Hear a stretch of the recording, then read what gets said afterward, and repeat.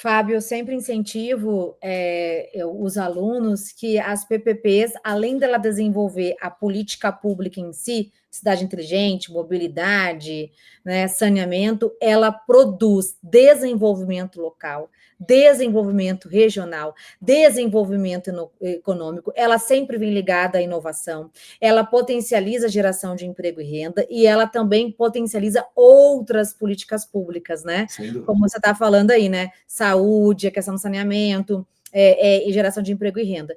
E qual o tempo médio, né, entre pensei em fazer uma PPP no meu município e a assinatura do contrato? Vamos lá, essa é a notícia não tão boa, porque existe um tempo, gente, assim, é uma coisa também que é importante, né? Um projeto que é um projeto que vai ter 20, 25, até 35 anos de vigência, ele tem um tempo de maturação que é natural, ele tem um olhar, né, que é um olhar diferenciado das cortes de contas, muitas vezes tem estados que você precisa fazer, inclusive, o acompanhamento prévio, né, da liberação desse edital.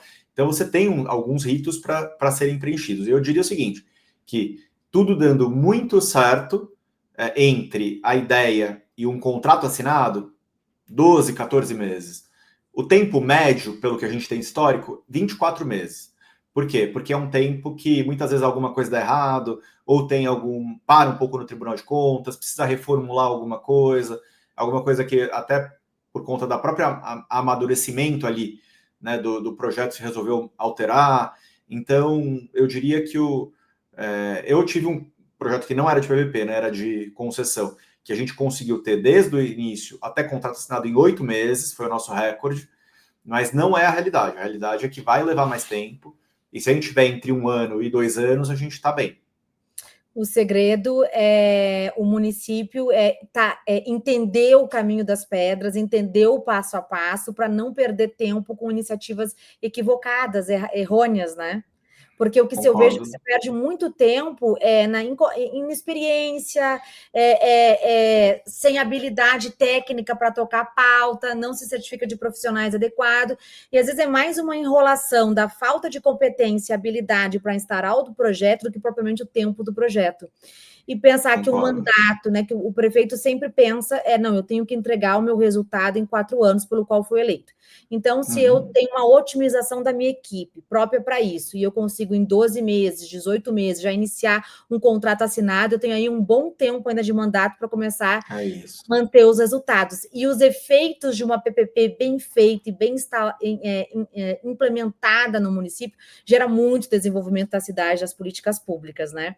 Então, eu sou uma entusiasta também que eu acho que assim que traz um boom no desenvolvimento da cidade. É um instrumento muito rico, de muitos anos, e que só tem 5 anos, se tu pensar, é nada, né? Do tempo que a lei entrou em vigor, que os municípios começaram de ser até assim, vou dizer até a mente mesmo do líder político, dizendo: olha, não, eu posso ter uma PPP no meu município, é seguro, né? Que geralmente os prefeitos tem muito medo de fazer uma PPP, de todos os procedimentos que podem ter correlatos em relação a isso. Mas bem feito, bem instruído, bem organizado, é um instrumento que promove muito desenvolvimento nas cidades.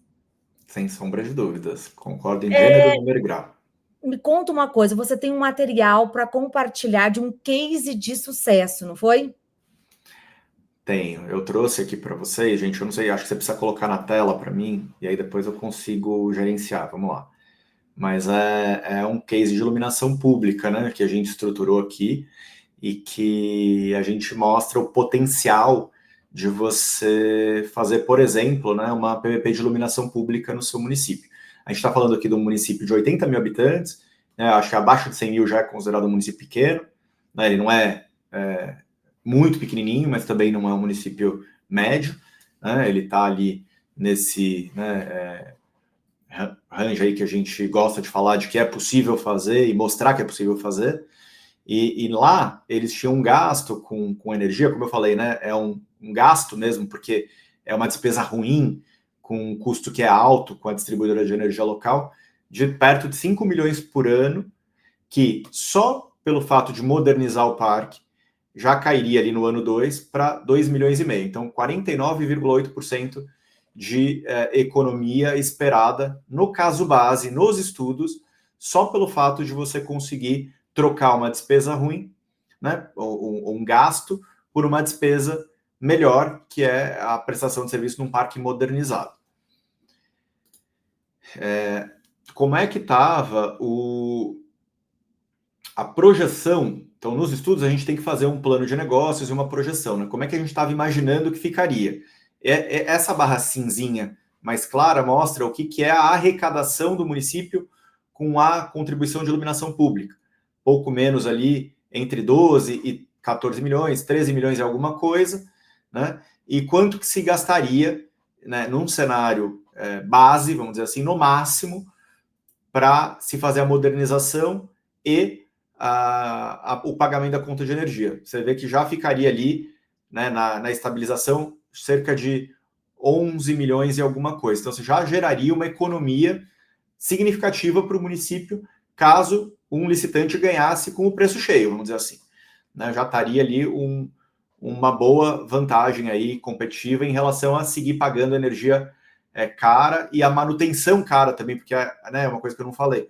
Quando você está diante de um parque antigo, ele dá muita manutenção também, enquanto a iluminação, as luminárias de LED, muitas vezes elas têm, né, garantias de mais de 5 anos, elas tendem a quebrar bem menos, elas dão muito menos manutenção, então são muito mais eficientes também nesse aspecto, né?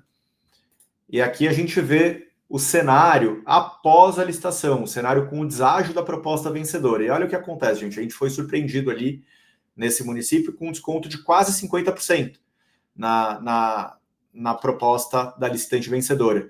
Então, o que acabou acontecendo? Na prática, você tinha ali, né, uma arrecadação de cerca de 12, 13 milhões e alguma coisa por ano com a COSIP e um gasto estabilizado em 6 milhões. Você criou uma margem para a utilização dessa arrecadação da COSIP para fazer outras soluções de cidade inteligente, que tanto podem ser incluídas nesse próprio contrato ou podem ser objeto de uma outra PPP. A gente está falando de mais da metade dos recursos sobrando para se fazer outras coisas, como, né, a muralha digital, monitoramento, questões relacionadas com tecnologia, que hoje a COSIP também pode ser utilizada para fazer. Então é um caso de sucesso que eu gostaria de trazer aqui para vocês, para mostrar o potencial real de fazer muito mais com o mesmo recurso que você já tem. Né? Não teve aumento de COSIP, não teve nenhum tipo de medida de arrecadação adicional. O que se focou foi em reduzir, né, o gasto, reduzir a despesa, tornar essa despesa mais eficiente e, com isso, gerar espaço para fazer mais com o mesmo recurso. Muito bom, Fábio. E diante desse case de sucesso, os perfeitos vão perguntar: com as minhas limitações orçamentárias, como eu começo? Como estruturar uma PPP? É isso, gente. Assim, muito da PPP, ela basicamente toda a ideia de se conceber esses instrumentos, tanto a PPP patrocinada quanto a PPP administrativa, elas vieram já num cenário de restrição fiscal. Então, basicamente o que você viabiliza com essas PPPs, né, para além de buscar, obviamente, mais expertise, um serviço prestado com mais eficiência, mais barato, que isso também a gente busca, a gente consegue, mas é também usar a capacidade de alavancagem financeira, de obtenção de recursos do mercado privado. Por quê? Porque eu, município, já estou tomado, eu não consigo mesmo me alavancar. Se eu conseguisse fazer, eventualmente, vou dar um exemplo, né? No caso da iluminação pública, se o município conseguisse tomar o recurso num banco público, num banco privado, numa taxa que fosse adequada, eu poderia também, eventualmente, decidir fazer sozinho, né? Então, e aí a minha dúvida seria, não, mas será que eu faço tão bem quanto um privado pode fazer? Será que eu consigo fazer no custo que o privado consegue fazer? São todas, né, decisões que a gente avalia ali no value for money para saber se faz sentido ou não para que o município faça diretamente ou, né, via PPP. Mas, num cenário em que eu não consigo, eu não tenho balanço, eu não tenho espaço fiscal, eu não consigo tomar o recurso, aí é no-brainer, não tem o que falar. Você tem o caminho da PPP para justamente conseguir fazer. E aí, tudo bem, poxa, eu estou pressionado, estou, né, premido aqui. Como é que eu consigo colocar de pé uma PPP? Porque tem um custo estruturar também. É um custo, obviamente, bem menor do que o custo do projeto, mas é o custo. Ele pode custar 1% do valor do projeto, 1,5%, 2% do valor do projeto, e esse recurso eu precisaria ter, né? Então, se eu tenho esse recurso, que vai entre 1% e a legislação federal fala em até 2,5% do valor do CAPEX, do investimento, né? Para contratar, eu posso contratar diretamente, e muitas vezes se eu contratar e pagar à vista os consultores vai custar mais barato e eu consigo, então, ter até uma margem para fazer custar mais perto de 1% do que de 2,5%. Mesmo assim eu não tenho condição. Tem, então, esses estruturadores públicos que hoje tomam risco, contratam eles, os consultores, né, como o BNDES, a Caixa, bancos estaduais como o BRDE, o Bandes, enfim, tem essa possibilidade de buscar esses entes. Obviamente que esses entes eles têm também uma lógica de atuação que tem uma governança que acaba levando um pouco mais de tempo e aí acaba consumindo mais tempo do que fazer direto, né? Mas é possível fazer e é um mercado.